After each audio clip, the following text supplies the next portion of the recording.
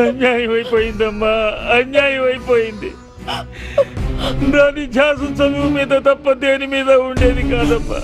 నువ్వు బాగా చదువుతావు, డాక్టర్ అవుతావని మీరు చెప్పారని చెప్పి మురిసిపోయేదమ్మా.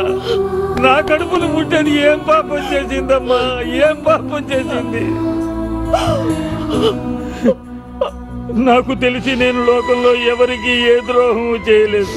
అందరూ నన్ను చూసి నవ్వుకోవాలని ఆ దేవుడు నాకు ఈ శిక్ష వేశాడమ్మా. దేవుడు నాకు ఈ శిక్ష వేశాడు. నా చాటును కూడా నన్ను తలుచుకుని అందరూ హాయిగా నవ్వుకోవాలని 100 కోట్లని పేరు పెట్టుకున్నాను కానీ 100 కోట్లు సంపాదించాలనే అత్యాశతో కాదమ్మా. నా జీవితమే నవ్వులు పాలైపోయింది.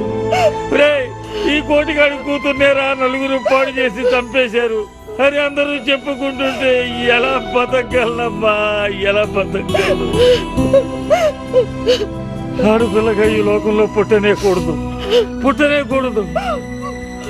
నా కూతుర్ని పాడు చేసిన వాడు బతకూడదు.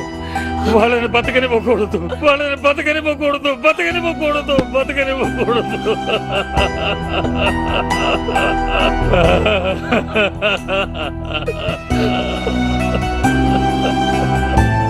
బాబాయ్, అసలు ఏం జరిగింది బాబాయ్? అర్జెంటుగా ఈ మందులు తీసుకురండి.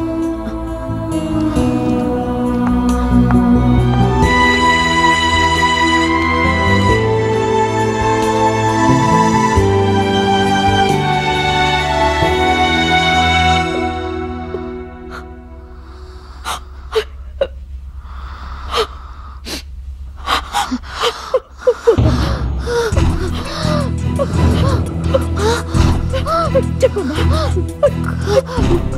ప్రతిభ.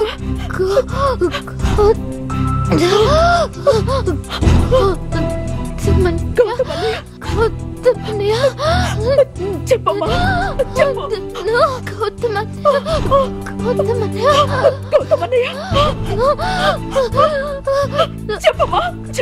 ప్రతిభ